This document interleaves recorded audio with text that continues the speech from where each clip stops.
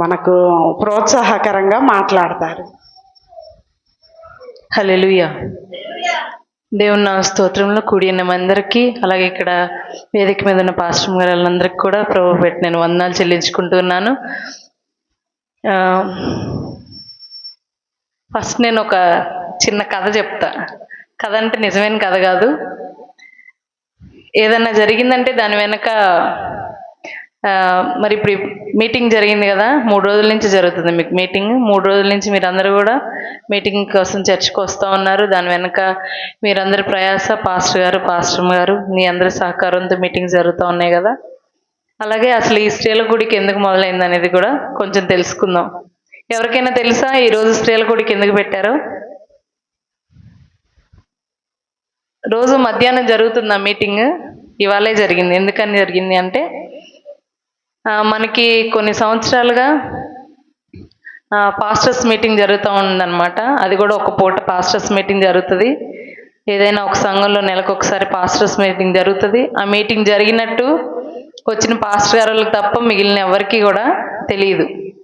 తెలుసా మీకు ఎవరికైనా? ఎవరికి తెలియదు. అందుకని చెప్పి మన ప్రెసిడెంట్ గారైన యేసురత్నం పాస్టర్ గారు అలాగే మిగిలిన పాస్టర్స్ అందరూ కలిసి అనుకున్నది ఏంటంటే, పూర్వ దినాల్లో జరిగినట్లుగా పాస్టర్స్ మీటింగ్ 2 రోజులు జరుపుకుందామని ఫిబ్రవరి నెల నుంచి మొదలుపెట్టారు. ఫస్ట్ దావుండూరులోనే పాస్టర్ గారు చర్చ్లోనే మీటింగ్ జరిగింది 2 రోజులు. ఆ 2 రోజులు మీటింగ్ జరిగిన విధానం అవి చూశాక నాకేమనిపించిందంటే, పాస్టర్స్కి ఎందుకు జరగాలి, స్త్రీలు పాస్టర్ గారు ఎందుకు జరుపుకోకూడదు మీటింగ్ అని చెప్పి నేను అనుకున్నాను. అప్పుడు నేను పాస్టర్ గారిని అడిగాను, డేవిడ్ పాల్ గారిని, మీకైనా మాకు మీటింగ్ పెట్టండి, మాకు కూడా మీటింగ్ కావాలి. మరి సోమవారం సాయంత్రం నుంచి మంగళవారం సాయంత్రం వరకు మీటింగ్ జరుగుతున్నాయి. మంగళవారం మధ్యాహ్నం ఖాళీగా కూర్చుంటున్నారు కదా, ఆ ఖాళీ సమయంలో మేము కూడా మీటింగ్ పెట్టుకుంటాము పాస్టర్లు అందరూ కలిసి. అప్పుడు మేము ఒకరికొకరు పరిచయం చేసుకోవడానికి అలాగే సహవాసంలో ముందుకు సాగడానికి ఎంతగానో సహకారంగా ఉంటుంది అని చెప్పినప్పుడు పాస్టర్ గారు మిగిలిన పాస్టర్ గారులతో డిస్కస్ చేసినప్పుడు వాళ్ళు కూడా ఒప్పుకున్నారు. మార్చి నెలలో మీటింగ్ జరిగింది. ఆ మీటింగ్ అయిన తర్వాత నాకు ఇంకొక ఆలోచన వచ్చింది. కేవలం పాస్టర్ గారు ఒక్కళ్ళే కాకుండా సంఘం అంతా కూడా వస్తే సంఘం అంతా మన పరిచర్యల కోసం ప్రార్థన చేయొచ్చు. అలాగే సంఘం కోసం వచ్చిన పాస్టర్ గారు కూడా ప్రార్థన చేస్తారు. ఎందుకంటే ఇప్పుడున్న మన పరిస్థితుల్లో ప్రార్థన చాలా అవసరం. కుటుంబాల ఆశీర్వాదం కోసమే కానీ, కుటుంబాల రక్షణ కోసమే కానీ, సంఘ క్షేమం కోసం, మన మినిస్ట్రీ అభివృద్ధి కోసం ఒకరి కోసం ఒకరు పురికొల్పుకుంటూ ప్రార్థన చేయడం చాలా అవసరం. కాబట్టి మార్చి నెలలో అనుకున్నాము. గడిచిన నెల కొంతమంది చెప్పాము కానీ పోయిన నెల రాలేదు. కానీ ఈ నెల నుంచి మీ సంఘంలో నుంచే స్త్రీలు కూటం లాగా, అంటే స్త్రీలు కూడా వచ్చి పార్టిసిపేట్ చేయడానికి దేవుడు గొప్ప అవకాశాన్ని మీకు మాకు కూడా అనుగ్రహించున్నాడు. ఈ మీటింగ్ ద్వారా ఇలాగ ప్రారంభింపబడిన ఈ మీటింగ్స్ ద్వారా మన సంఘాల క్షేమం కోసం, కుటుంబాల క్షేమం కోసం, అలాగే ఒకరి కోసం ఒకరు ప్రార్థన చేసుకోవడానికి. ఇప్పటి వరకు 2 పాస్టర్ గారు మనకు చెప్పారు కదా. ఎవరు చెప్పినా ఒకటే, ఏంటంటే మొదట కుటుంబంగా ఏకీభవించి దేవుని సన్నిధిలో సాగిపోవాలి.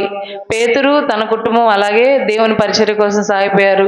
అలాగే ఇప్పుడు పాస్టర్ గారు చెప్పారు కదా, అకుల ప్రిస్కిల్లా ఇద్దరు కలిసి దేవుని పని చేయడంలో ఎంతగానో ఒకరినొకరు పురికొల్పుకుంటూ, మొదట భర్త భార్య, ఆ తర్వాత పిల్లలు, వీళ్ళందరూ కలిస్తేనే ఒక సంఘము సమాజం ఏర్పడుతుంది కదా. సమాజం మనందరం మన సంఘం ఇలా ఒకరి కోసం ఒకరు ప్రార్థన చేసుకుంటే. ఎందుకనంటే వాక్యం సెలవుస్తుంది కదా పేతురుపత్రికలో, దుష్టుడు ఇప్పుడు ఎలా ఉన్నాడంటే అపవాది అయిన సాతాను గర్జించు సింహం వల్ల ఎవరిని మృంగుదునా అని తిరుగులాడుచు ఉన్నాడు. అనేక మంది గతించిపోయారు, నశించిపోయారు. కానీ దేవుడు మనకైతే ఈ గొప్ప అవకాశాన్ని ఇచ్చాడు. నాకు దేవుడు ఇది ఇచ్చిన గొప్ప అవకాశం అని నమ్మిన వారందరం కూడా దేవుని స్తోత్రం నిలుచుకుందాం. హల్లెలూయా. నిజంగా ఈ గొప్ప అవకాశం దేవుడు మనకు అనుగ్రహించినాడు. కాబట్టి ఇలాగా ఈ కూడికలు, ఈ మీటింగ్స్ ప్రతి నెల ఒక్కొక్క సంఘంలో జరగబోతూ ఉన్నాయి. మరలా సాయంకాలం కూడా మీటింగ్ జరుగుతుంది కదా. ఆ మీటింగ్లో అందరం కూడా పాల్గొని సంఘ క్షేమం కోసం, కుటుంబాల క్షేమం కోసం దైవజనుల ద్వారా దేవుడు విత్తబోయే వాక్యాన్ని మనం విని ఆ వాక్యానుసారంగా జీవిస్తూ మన కుటుంబాన్ని కట్టుకుంటూ మనం కుటుంబంగా వచ్చి సంఘాలలో పరిచర్య చేస్తూ సంఘంలో సహకారులుగా ఉంటూ సంఘం అభివృద్ధి పొందిందంటే ఆ తర్వాత ఏం జరుగుతుంది? మన మినిస్ట్రీ కూడా అభివృద్ధి పొందినట్లుగా, దేవుడు మనకి సహాయం చేయనట్లుగా ప్రార్థన చేద్దాము. యవనస్తులు నిజంగా నేను ఈ సంఘానికి రావడం ఇది 3వసారి. డిసెంబర్ నెలలో ఒకసారి వచ్చాము సేవకుల మీటింగ్కి.